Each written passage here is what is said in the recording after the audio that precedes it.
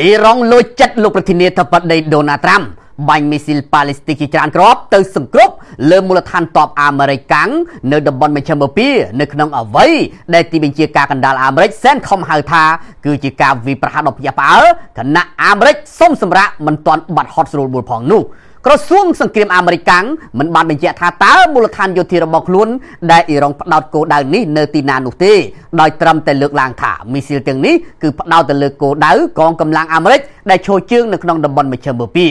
មីស៊ីលដែលហោះមកគឺស្ទាក់ចាប់បានដោយជោគជ័យទាំងអស់នេះគឺជាការអះអាងរបស់ទីបញ្ជាការសែនខំដែលបន្ថែមថាកងកម្លាំងអាមេរិកនៅតែប្រុងជើងការខ្ពស់ជាប់ជានិច្ចនៅក្នុងវីដេអូមួយចំនួនដែលត្រូវបានចែករំលែកយ៉ាងទូលំទូលាយទំនងជាបានបង្ហាញថាប្រព័ន្ធការពារដែនអាកាស Patriot បានបាញ់ស្ទាក់ចាប់មីស៊ីលរបស់អ៊ីរ៉ង់បានយ៉ាងសកម្មនៅហ្សដានី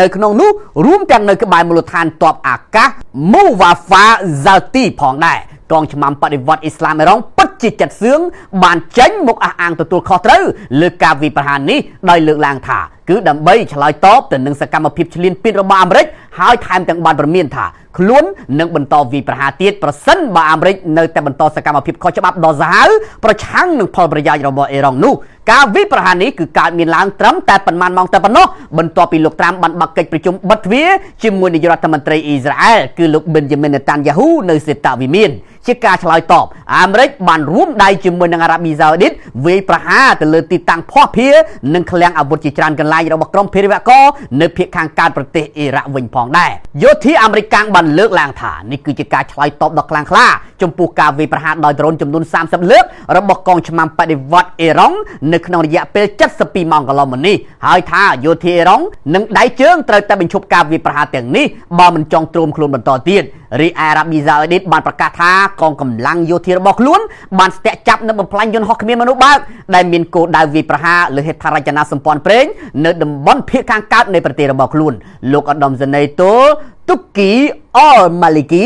អ្នកនាំពាក្យក្រសួងការពារជាតិបានអះអាងថាយន្តហោះគ្មានមនុស្សបើកទាំងនោះត្រូវបានបាញ់បង្ហោះដោយក្រុមប្រដាប់អាវុធដែលមានទំនាក់ទំនងជាមួយអ៊ីរ៉ង់ដែលស្ថិតនៅក្នុងទឹកដីប្រទេសអ៊ីរ៉ាក់ការវាយប្រហារដ៏ភ្ញាក់ផ្អើលពីសំណាក់អ៊ីរ៉ង់នេះត្រូវបានអ្នកវិភាគមួយចំនួនមើលឃើញថាគឺជាការលួចចិត្តរបស់លោកដូណាល់ត្រាំបន្ទាប់ពីលោកបានអួតអាងថាអាមេរិកមិនខ្វះអាវុធទេចង់វាយធ្លីហួសអ៊ីរ៉ង់ទៀតក៏មិនអស់ដែរនោះលោកប្រធានាធិបតីដូណាល់ត្រាំកាលពីថ្ងៃអង្គារបានជួបពិភាក្សាដាច់ដោយឡែកពីគ្នាជាមួយនឹងប្រធានាធិបតីអ៊ុយក្រែនលោក Volodymyr Zelensky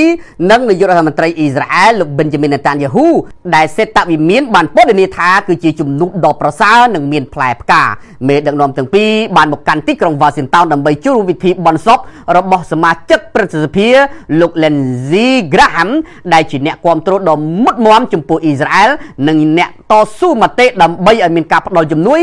របស់សហរដ្ឋអាមេរិកទៅដល់អ៊ុយក្រែនលោក Zelensky និងលោក Trump បានពិភាក្សាអំពីក្តីសង្ឃឹមរបស់ទីក្រុងគៀវដែលចង់ឲ្យអាមេរិកកាំង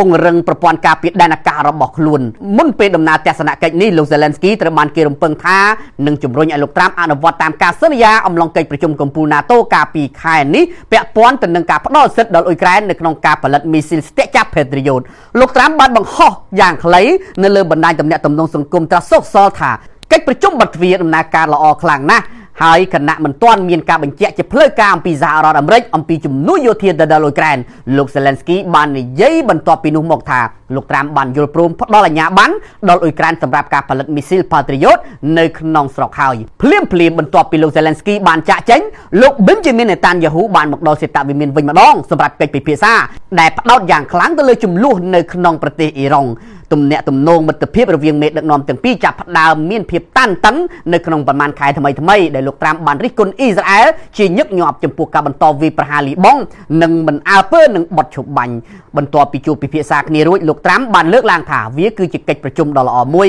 គណៈលោក Benjamin Netanyahu បានប្រាប់ប្រព័ន្ធផ្សព្វផ្សាយអ៊ីស្រាអែលថាលោកនិងលោក Trump គឺមានគោលដៅរួមមួយគឺដើម្បីធានាថាអ៊ីរ៉ង់មិនអាចបណ្ដោយឲ្យមានអាវុធនុយក្លេអ៊ែរបាននោះឡើយ